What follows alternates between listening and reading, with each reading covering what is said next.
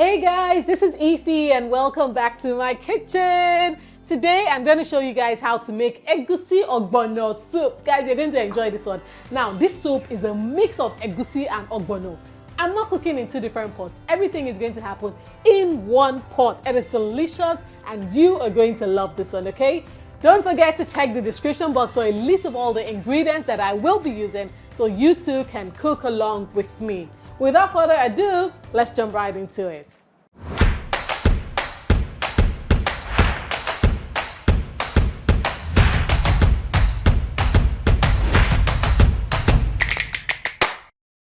So the first thing we want to do is to cook our meat. I'm using goat meat, but feel free to use any meat of your choice. I love goat meat because, of course, it's very flavorful. All right, so this is some beef seasoning that I'm adding in here. Of course, I'm going to add some onions because onions makes everything taste so good. I'm also adding some pepper, okay, just to put some heat and some flavor in my meat. I'm also going to add some salt, but you want to be careful because your seasoning cubes already contain salt. You're going to give everything a good mix, then cover it and allow it to cook. If you've been following my videos, you will know that I do not add water at this point in my cooking. I allow it cook first to release its own juice, and steam its own juice for a while before I add water. So that's what's going to happen now, right? So cover the pot and allow it to cook. So while our meat is cooking, I'm going to go ahead to mold my egusi, okay? This is egusi which I have blended into powder form, even though it's a bit cakey, but that's not a problem, okay? So to this egusi, I'm going to add some pepper mix. This is just a blend of Scotch bonnet peppers and onions, all right? So from the very beginning, we're infusing lots and lots of flavor into our soup. It's going to taste so good. I'm also going to add some seasoning powder, okay? This is all to add flavor right from the beginning. I'm just going to add a little water, so that it will help me, bind this together.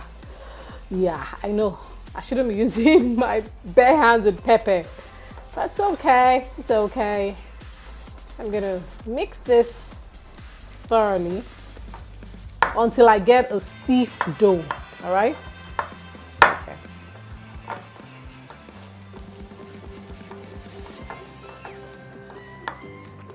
So you can see what I'm doing. I'm kind of like kneading the egusi and it's bringing out its own oil. You can see now this will help it when I start cooking it. It will not break into pieces once I start cooking it, all right? So you see, you can see how oily everywhere is, and I promise you I haven't added a drop of oil. Egusi has its own oil naturally. Yeah. So once I'm done, I'll show you the next step. So at this point, make sure you have a pot of water boiling, and you're now going to add the egusi in bits, in boil. That's in boil, in balls, little by little, like this. Okay, so just go ahead and cut it little, drop it into this hot water. We're going to allow it to cook.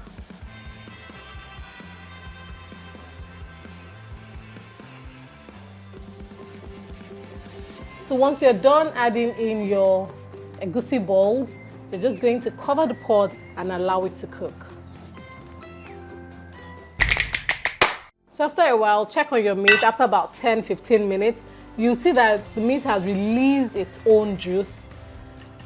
All right, and it needs more water. But before then, I'm going to add my stocked fish in here so that everything can start cooking together. Then I'll add some more water and cook this meat till the meat is nice and well cooked, okay? So after about, this has been cooking for about 20 minutes now. Look at this, well molded. Okay, I'm going to turn off the heat and strain this out. So I'm just going to pour this into my sieve.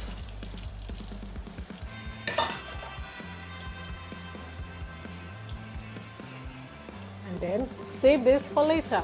So the next step is to prep our ogbono, as the goat's meat is almost done. So this is my ogbono powder. Remember, I'm making ogbono and egusi soup mixed together. This is the ground ogbono. I'm going to add some palm oil in here because I want to dissolve the ogbono. So this is how I'll usually do it sometimes. Just add some palm oil like this. Give this a good mix and then pop it into the microwave for maybe 10-20 seconds so that it could melt the ogbono for me. Yeah. So I'm just going to mix this. Mix, mix, mix, mix, mix. And next I'm going to pop it into the microwave. After about 30 seconds in the microwave, look at how it looks like. It is properly melted, okay? So let's go over to the stove top and start our soup.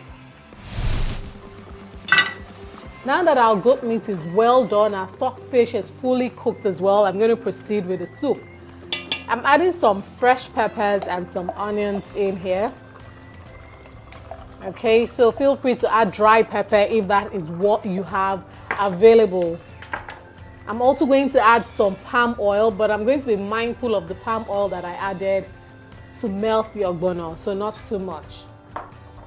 Give this a mix. I'm going to taste this. If I feel like I need more seasoning, remember it's the meat stock and everything in here, then I'll add more.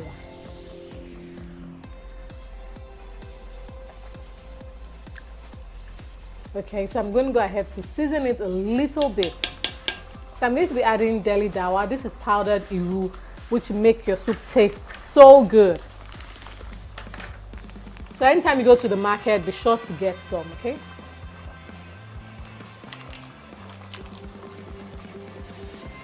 I'm also going to add a seasoning cube because the Deli Dawa, I think, has some salt, so it tastes good. I'm going to combine this. Yeah, so this is tasting good. The aroma is fantastic. I'm going to go ahead to pour in my ogbono now. This is my melted ogbono, which I'm going to pour into the soup. Make sure everything comes out. And then stir and allow this to cook. It will thicken up and become, you know, slimy or drawy, whatever you want to call it. You can see it is happening already. So I'm just going to leave this to cook completely.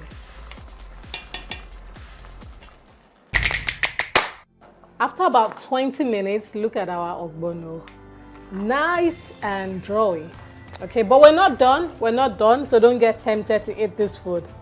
So next thing I'm going to do is to add my bitter leaf in here. So my bitter leaf has been washed, properly washed. Okay, I had some in the freezer, so that is what I am using today.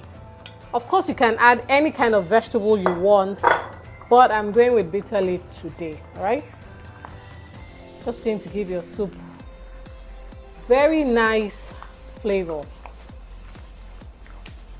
So next I'm going to put in my crayfish powder. I mean, there's no Nigerian soup without crayfish powder. It really just enhances the flavor of your soup. And next we're going to put in our egusi. All right, so in it goes. Okay, I'm going to put in everything and stir. So if you love ogbono soup and you love egusi soup, I mean, you're eating 2 in 1. Why eat 1 when you can have 2, right? This looks good. So I'm just going to leave this for a few minutes for everything to blend and, you know, get to know each other very well in the soup, and we can call this a day. So if you find that your soup is too thick, remember the liquid that we cooked the egusi in. Yeah, I'm just going to pour it in here so we don't waste anything, and then stir. So you can always add warm water or hot water to loosen the soup a bit if you feel like the soup is too thick. All right, and yes, I did not add dry fish because I just didn't feel like.